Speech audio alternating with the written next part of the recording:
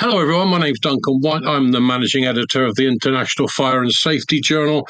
And on today's podcast, I'm delighted to be joined by Dr. Sethi, founder of HEN Technologies. Sunny, good afternoon, my friend. Hey, Duncan. Good to be here.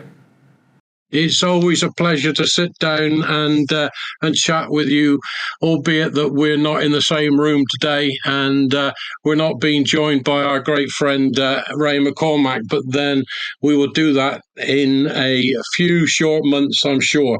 So, Sonny, tell the listener a little bit more about you and also a little bit of background of HEN Technologies and why the industry is buzzing with innovation that's coming out through HEN nozzles. Awesome. Duncan, my background is in physics. I have a PhD in material science, more focused on physics. I started HEN in 2020. If you remember, in 2020 when world was struggling with COVID and California had one of its worst fires in history. And that was something which really concerned me as someone who lives in a very wildfire prone areas, and I started looking at how can we help, how can we improve the technology, what is going on right now. And that's when HEN was born. And we started off with funding from US National Science Foundation to tackle this problem from a very fundamental level, because it's a very, very difficult problem and not very easy to solve. But over the last few years, we have shown again and again that by applying technology from Silicon Valley, we can actually make improvements which were not even deemed plausible a few years ago.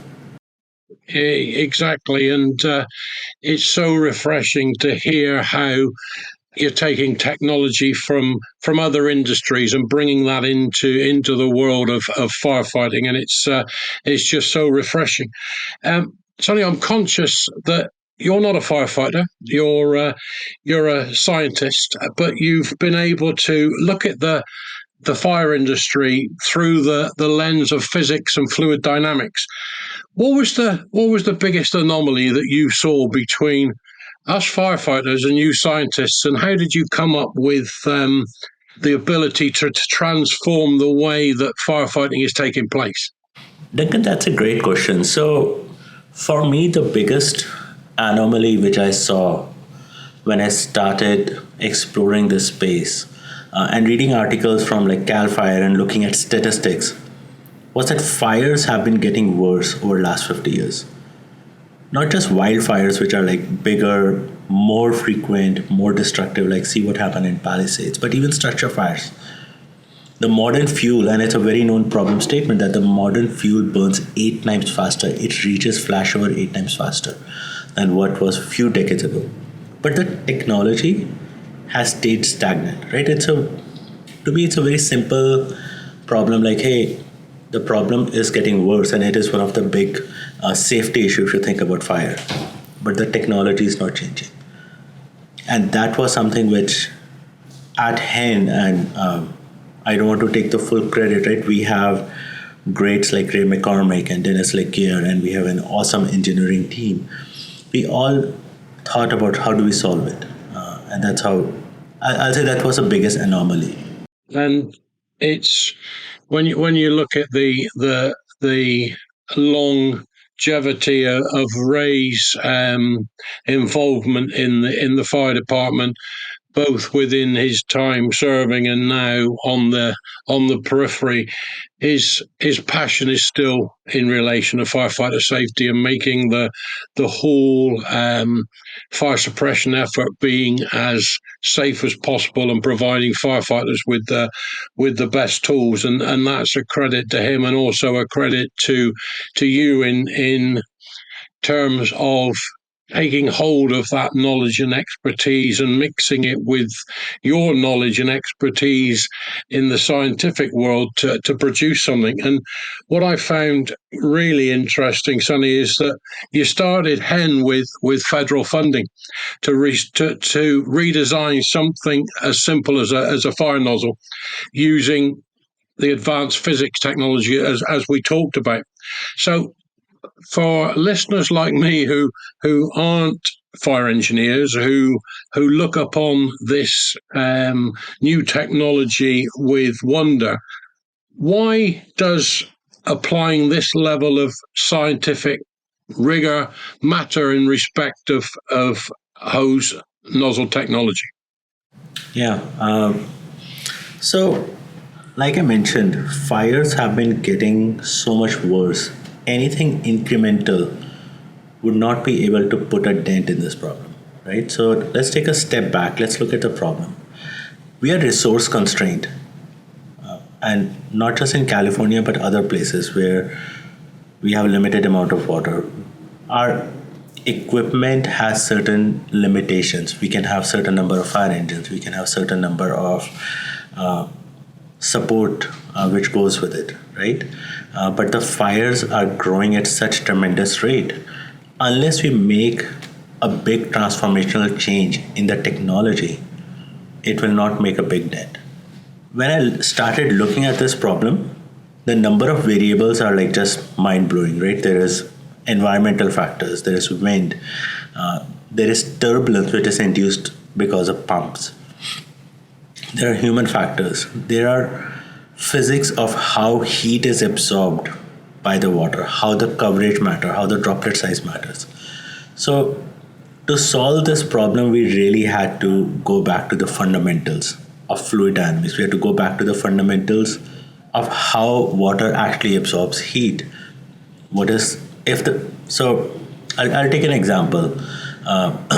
We all know like how we are not supposed to use fog nozzles in a contained space, right? Because the droplets are so small and they evaporate really fast. They cannot penetrate through the stream. And when we have a smoothbore nozzle, it has big droplets, but it's very tight pattern. So imagine trying to cover a very large area with a tight pattern. You have to really work that pattern through. So these kind of problems were not very easy to solve without actually applying computational fluid dynamics, understanding the physics on a very fundamental level. What this has also helped us do is, it has helped us build this understanding from the pump to the nozzle.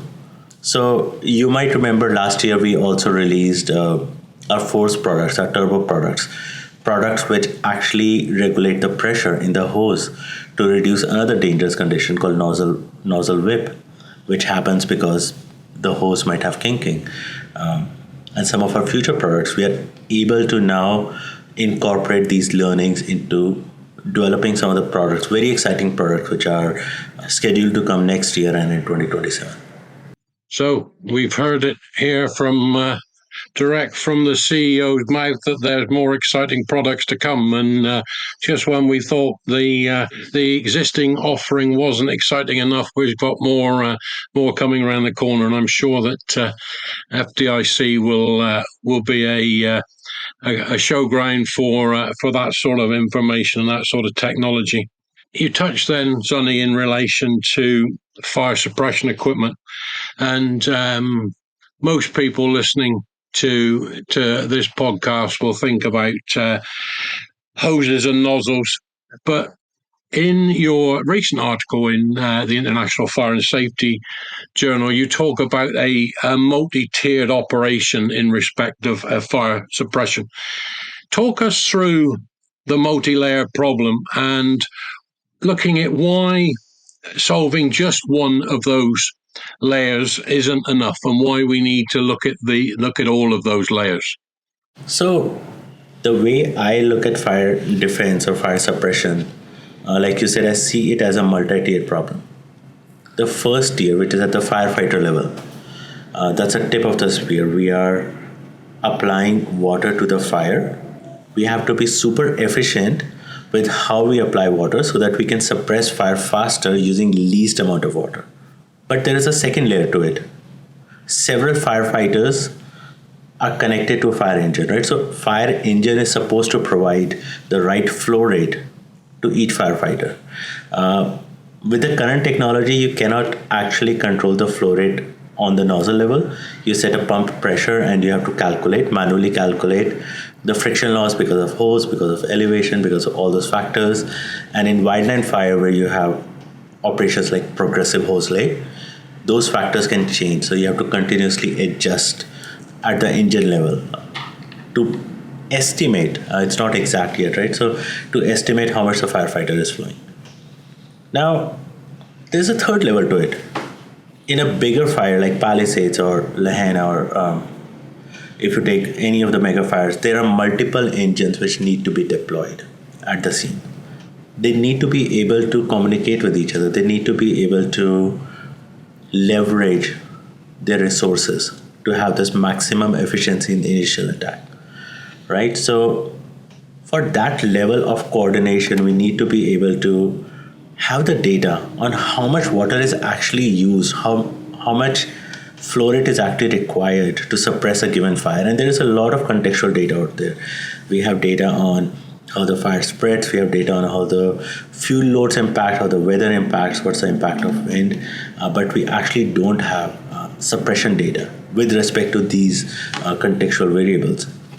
So if we can actually make our hardware more efficient on the front end at tier 1 firefighter level, we can make our fire engines more efficient so that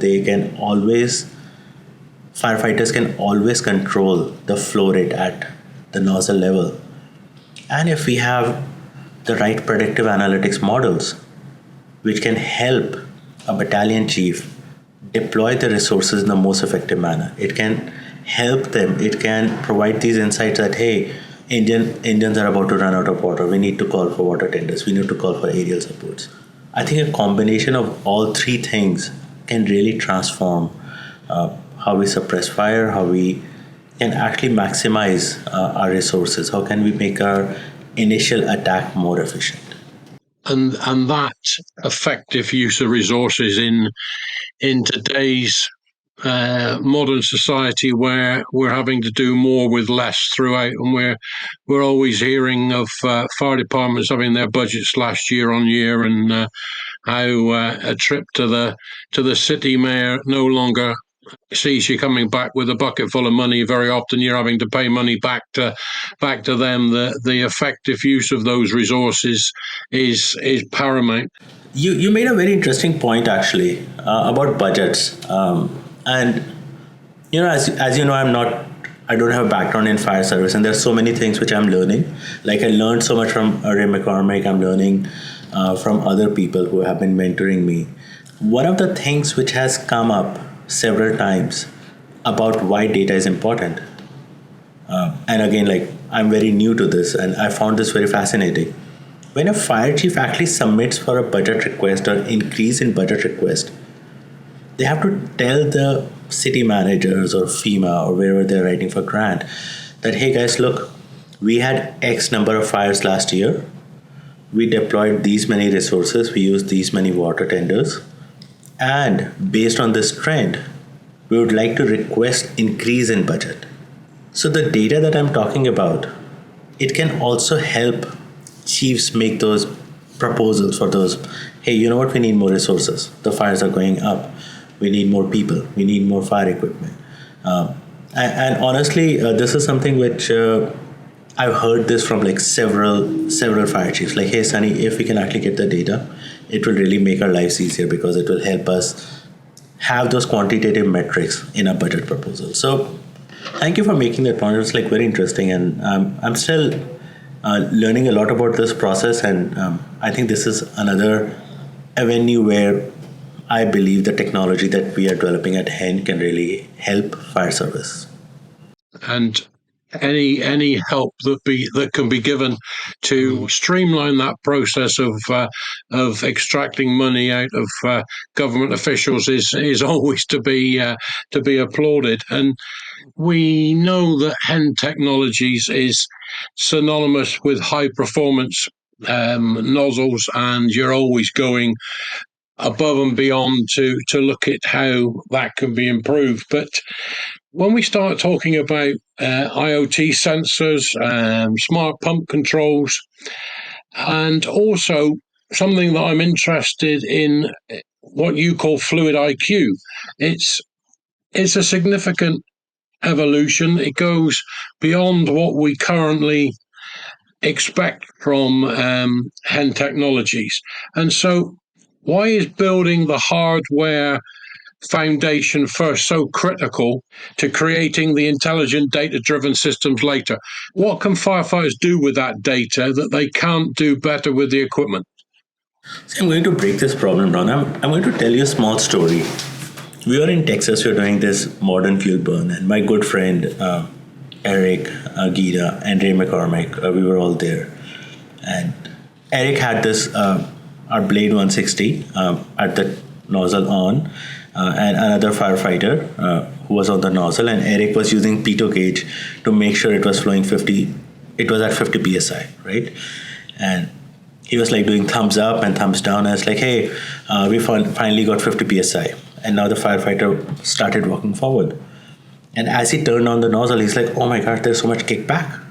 It turned out that the hose had a kink. So when Eric was first setting the pressure, he was not aware that the hose had the kink. So they had to redo the entire process again. And this whole process of trying to get the right GPM from the nozzle took 20 minutes. And I'm standing there and I'm like, hey guys, that's like, seems a little inefficient. Like, what if there's a real fire and how do you guys set it up? And they're like, yeah, we have pump charts and everything, but things change, right? So hose properties may change with time. They may delaminate. There are elevation factors. There are so many different factors which happen. This was something which I started seeing more and more as I talked to firefighters, as not just in structure, but also in wildland. Like I mentioned, progressive hose lays, where as you're adding more and more hose, but you're controlling the pressure at the engine, and you are only estimating what is the pressure at the nozzle or the flow rate at the nozzle. It's prone to errors. That's where us started thinking on like, guys, this is such an important problem. We need to solve it. We need to make it more efficient. And we started building devices which will come 2026. I don't want to go into too much details because we have not released it yet, but it will be truly game changing. They will automatically calculate the friction loss, so you don't have to estimate it on the engine level. Keep in mind, we're not putting any sensors in the nozzle. We want to keep it as clean as possible because nozzles have to go in this very high temperature environment. They have to, they suffer a lot of beating. So everything is being built at the pump level. And those sensors, those are such advanced sensors, which once you set it, it will calculate the friction loss and it will give you whatever GPM you want. Now, it's also collecting all that data, which you can leverage for your training. You can actually see. So for example, in a wildfire, when they're doing mobile attack, you can see when the firefighter turned the nozzle on, when was it half pail, how much water was used, right? So next time there is a fire, we have this data from the previous experiences, like, guys, for this size of fires, we used X gallons of water. So it helps with better preparedness. That information that you've just given there is another exciting teaser in the HEN Technologies story, and it